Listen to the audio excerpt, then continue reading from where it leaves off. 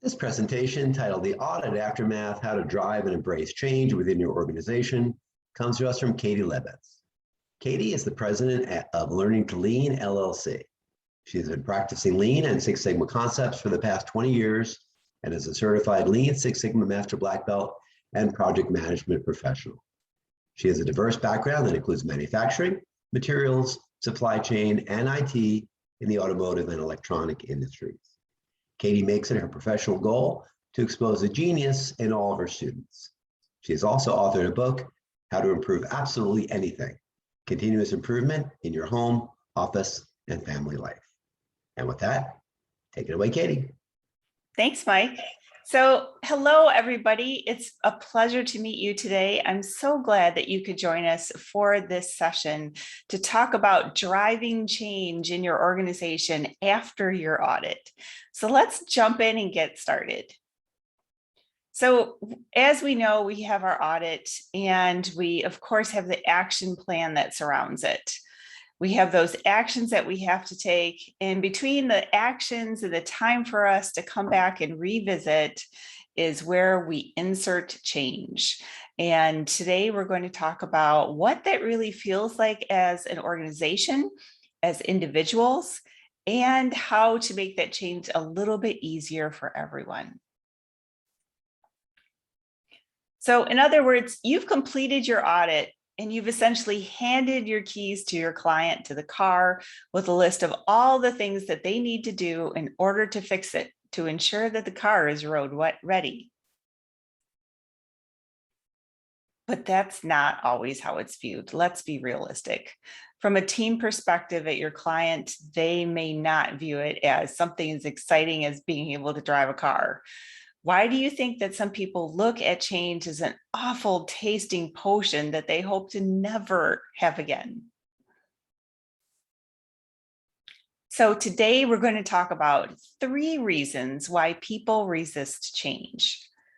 We're going to discuss how they just don't understand the change and they don't understand what's required of them.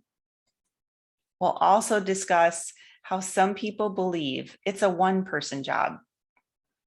And finally, we're going to talk about fear of people losing their identity through change. And then we'll also talk about how to counteract all of these reasons why people resist change. So let's go ahead and get started. The first one, as we mentioned, is that team members don't understand the requested change. Therefore, they resist. They resist because sometimes the communication regarding the audit and findings and actions were maybe not presented in a manner that resonates with them. We've all been there. We've seen that PowerPoint presentation that says, here's the outcome of our audit. Here are our action items. And you're sitting in that meeting wondering, how does that affect me? They may not have participated in the audit to understand the changes required for compliance. Now, as many of us know, when an audit is happening, there's a key group of people that we're going to be interacting with. And most of the people within the company or the organization know the audit is happening. But if they're not taking a hand-in-hand activity with the audit, they may not feel like they're a part of it or that it impacts them. As we know, many times people don't understand the regulation or requirement. And let's be honest, sometimes those regulations and requirements are not crystal clear. And finally, they can't relate to the consequences for non-compliance. It may not resonate with them. They don't understand how it will impact the business and eventually impact their own personal jobs. I love this cartoon. I think that this is exactly what I'm talking about when I'm saying you're in a meeting and there's a presentation about the audit. And as the caption says, the announcement of the changes went really well as people throw food at them. So first, I want to ask you, when we're talking about this resistance to change, do you know what kind of learners that you have within your organization? It's important to understand what type of learners you have, and we'll go over those options here in just a second. I want you to realize, though, that 90% of the information is processed by the brain is visual. So as you'll see throughout my presentation, there's many pictures that hopefully grab your attention because, again, I follow that statistic. Did you know it takes only 13 milliseconds for the brain to process an image? So it's quicker than we could ever imagine. The human brain processes images 60,000 times faster than text. So many times you'll hear people remember an image in a presentation, or let's face it, if they're on social media, they're going to remember the image or that funny meme faster than they're going to remember what text was associated with it. And finally, 80% of people remember what they see compared to 10% that remember what they hear and 20% of what they read. So that visual aspect is so important. But again, you have to understand what kind of learners you have. So these are just a few examples of the different type of learners you may have in your organization. And keep in mind, this also applies to home. What kind of learners do you have with your partner, your spouse, or your kids? So visual learners, of course, as we just talked about, they learn by seeing. So they are seeing an image that captures their attention. I was always the kid that when I was in school, I may not remember everything from my history book or my science book, but I remember that there was a picture of a whale on the left-hand side of the page. That's what we mean by visual learners. Next up is verbal. So verbal and auditory, we're talking about you learn by listening. And I have a good friend that I always tease him because I could tell him the directions to my house verbally and he'll remember it. But I'm the type of person that when you give me directions, you need to tell me to turn left at the green building because I'm visual. We also have kinesthetic learners.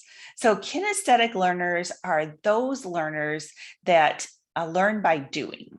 Now, sometimes that can be maybe they're participating in the audit. They're doing that audit. They're working with you. Or sometimes it can be that they learn in class by actually working on a concept where you say, okay, we're going to break out in teams and do this activity. Half the room groans and the other half of the room is all excited about that. Kinesthetic learners are also people that potentially may fidget.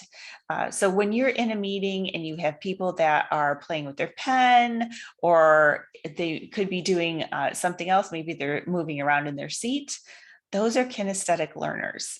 That doesn't mean they're disrespectful of you. That just means they learn by doing. And if it's not a situation where they're actually doing an activity, then they're moving around.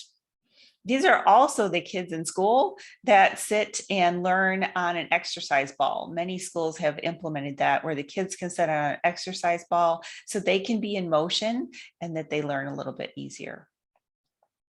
We have mathematical learners also where they like to see the formula. Just tell me how this works. Show me the mathematical formula for this. Of course, we have interpersonal, so they learn by having a relationship with somebody else. In intrapersonal, they like to learn inside themselves, meaning they could do their own research. They could read a book. Let's face it, they can look up a YouTube video. Those are all the different type of learning styles that we're going to mention today. So I'd like you to think about that type of learning style. First of all, identify what kind of learner you are. And next, think about, is the method or methods of communication working for your team? So how are you communicating this audit as either the person doing the audit, the auditor, or the people that have been audited? How are they communicating to their team? Are they communicating in a way that people learn and it resonates with them? The second item that we're going to cover, why people resist change, is because they believe it's a one-person job. They see their name on that action item list, and then they make an assumption that they are completely responsible for this and that they have to accomplish it themselves. And we know that's not always the case. their minds immediately go to thinking, I have so much work. I can't do this additional action item or this additional task. There's not enough time to do it. And finally, they forget that they're not Santa and there are elves to help them. So they are not single-handedly going around the world in one night to drop off presents for children. They have helpers, and they have to realize that this is a team effort. It's not a solo effort. Sometimes you may witness what's called an Atlas complex or many Atlas complexes in the organization. And that means that they feel that the weight of the world is on their shoulders and everything is their responsibility. They might not understand that the intent is of assigning an owner to action items is that they are responsible ultimately for the final completion, but that does not mean that they are the boots on the ground completing the task. And you can also hear or experience the woe is me attitude. I have so many things to do. I don't know how I'll fit in this audit or this audit action item. So you may experience some of these. And finally, the third item we're talking about today when resisting change is fear of losing people's identity. So people may identify with a particular project or task or outcome. They take that very personally. If it changes or it's eliminated, then they feel that they're losing their sense of worth. They may have owned a task forever, and suddenly they're told that it's wrong. That it doesn't meet the standards. So they take that very personally. So maybe you have somebody, when you've audited them, maybe you audited the finance group and you have the person that is responsible for sending the information to the bank on a daily or weekly basis. And if you point out an audit finding in that process, they may take it very personally and feel like they're doing something wrong. And they may even be embarrassed about it. So nobody wants to realize that what they're doing is not compliant. So they may have a sense of embarrassment. And unfortunately, in many circumstances, in the minds of many, change equals job loss. And that is not necessarily true.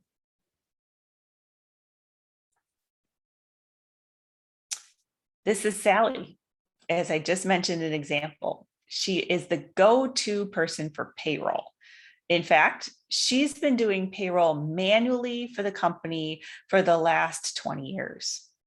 So based on the results of the audit, and she needs to find a new way to do payroll to reduce the amount of errors and risk in her process.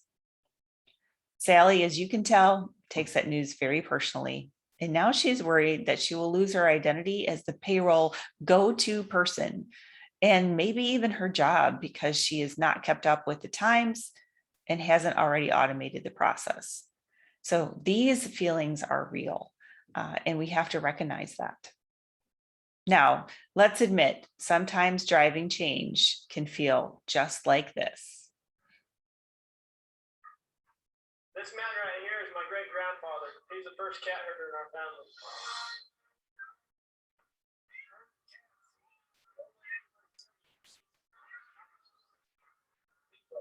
Cattle, hold them to get the 10,000 short hairs. Well, that's another thing altogether. Being a cat herder is probably about the toughest thing I think I've ever done. I got this one this morning. Here, if you look at his face, it is ripped to shreds, you know. You see the movies, you hear the stories. I'm living a dream. Not everyone can do what we do. I wouldn't do nothing else. It ain't an easy job, but when you bring a herd into town and you ain't lost a one of them, ain't a feeling like in the world. So sometimes it does feel like herding cats when you're trying to get a group of people to embrace change. But every once in a while, you have a stop sign come up, right? People are like, stop, I don't want to change. I I don't care. I don't want to change. Is there any way to get around this? I worked with an organization that every audit we had a crane that was not operating to specifications.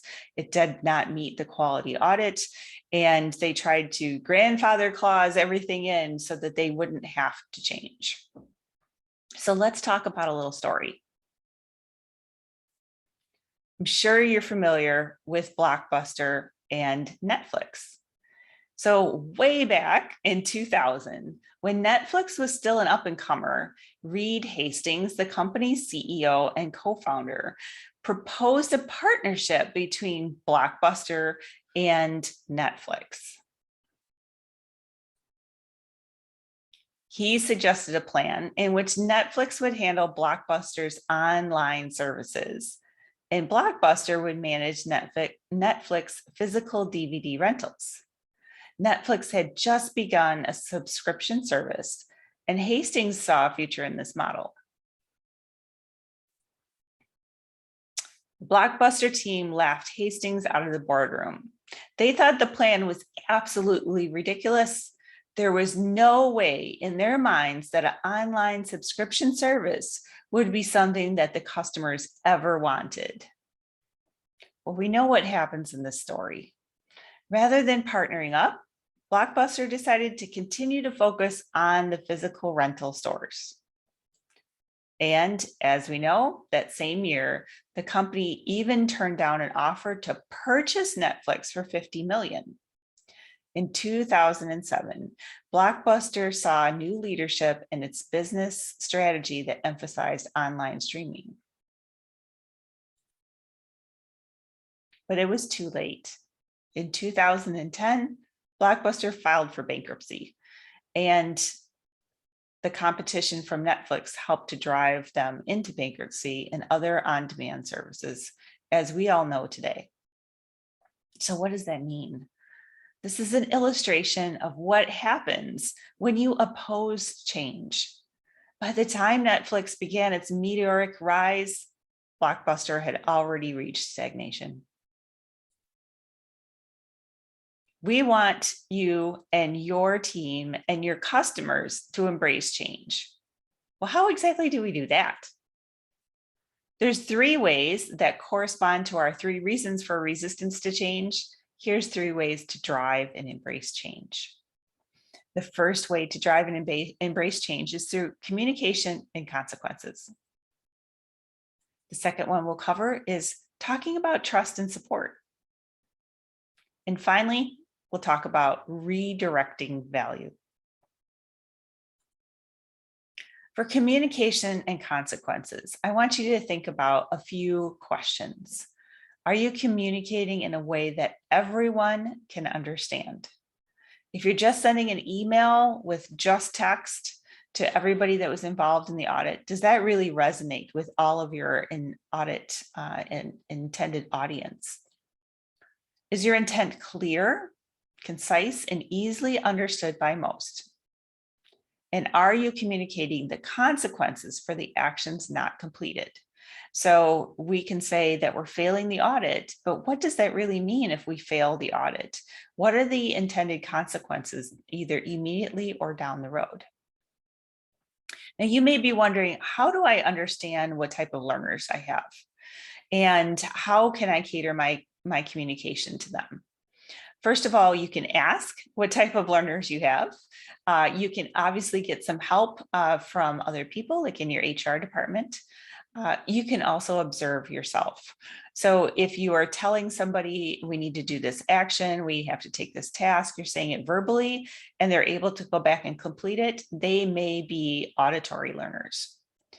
If you see somebody, the test that I always used to use is at my desk when we were all physically together, I had some fidget toys, right? So the squeeze things, something just to play with. And the people that came to visit me, if they picked that up and started playing it with me, playing with those toys at my desk, then they are probably a kinesthetic learner. And then finally, if you have visual learners, right, you can tell because they'll mention something about an image and that really resonated with them. So it's a good thing to be able to take time to look at the clues that they're telling you and also to make that assessment so you can cater your communication correctly. Does the team understand the difference and with them? So does the team understand the difference for making these changes, right? And what's in it for them? So again, it's through observations, looking at non-conformances and opportunities for improvement. Secondly, trust and support. So ensure that the team members understand the responses to the audit items are a priority.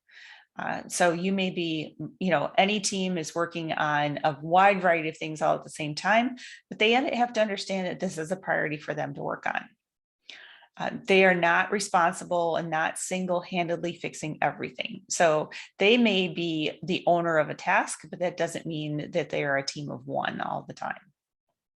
Even you, the leader, have action items to complete. And sometimes we forget that.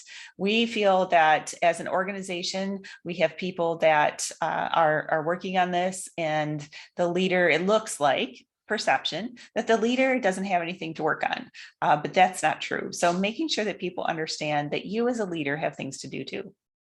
And of course, if they need help, ask, of course. If they're struggling with completing an audit action item, and again, we have to remember there's emotions and feelings that are going on also for this. Take Sally in her payroll. We know she's upset. So making sure that she understands that she doesn't have to single-handedly fix the payroll system, she can ask for help. And I love this phrase, a burden is lessened when carried by many. So that is the theme or the item that you are trying to convey to your team and to your customers, that we will get through this together. And third, redirecting value. So what does that mean?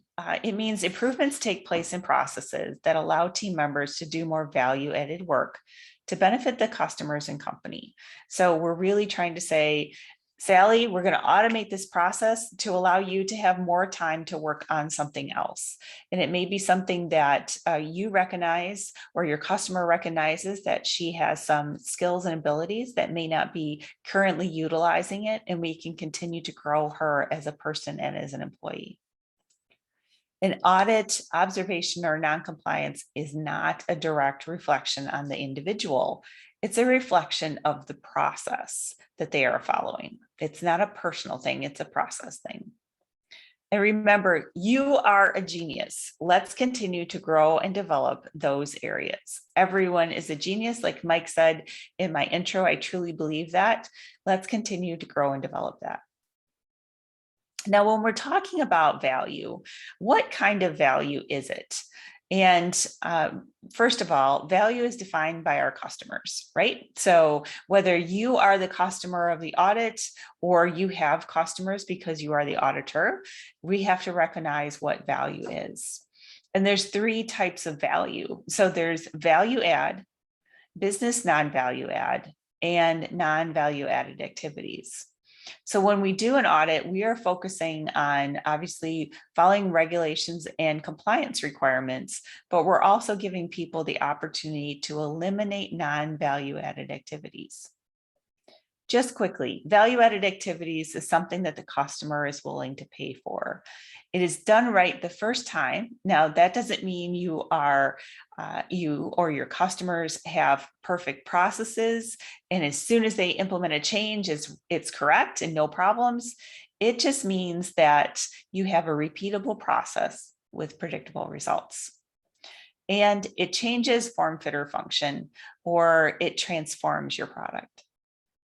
Business non-value add, I'm sure as auditors, we are all familiar with this. These are things that we have to do in order to remain compliant, but it doesn't make the product or service from the customer or from us any better.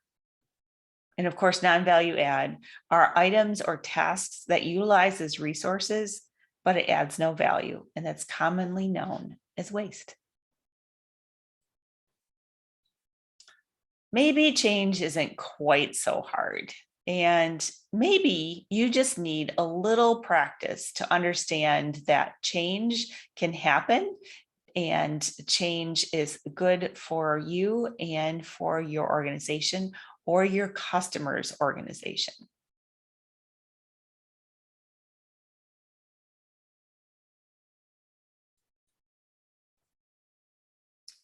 My suggestions: lead by example.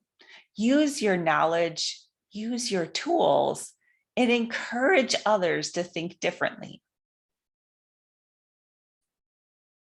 Remember, being selected to participate in an audit is an honor, and not everybody remembers that. And I'm sure some of you are chuckling right now, but being asked to participate really is an honor. Being trusted to create a better future state for the company or for your customers is a compliment. And reaching your stated goal is your responsibility, or the responsibility of the person that's working on it. We are all agents of change. Now, we can't do this alone. We need to get help along the way. So encouraging, again, as we said, teamwork, having other people help with the audit action items, empowering your organization to allow for change and good change within the organization. So my questions to you, or you could even ask these questions to your customers if you're an auditor: are you empowering the organization to change the culture to reflect and embrace new concepts? Are you providing time for the team members to apply what they have learned? And an audit report is a learning experience for everyone. And are you creating an environment where change and innovation is supported and accepted? Remember, learning never ends. It's a continuous process, and we're always working to make things better. In today's session, we learned 3 reasons why people resist change.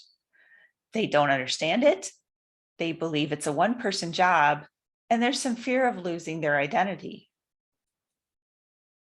In response to those 3 reasons, there's 3 ways to drive and embrace change in an organization: communication and consequences, trust and support, and redirecting value. Thank you for attending my session today.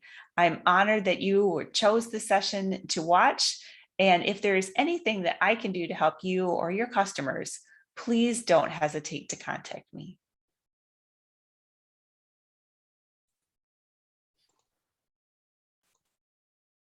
And thank you, Katie Labedz, for that look at using the audit aftermath to embrace change within the organization. And that concludes this presentation.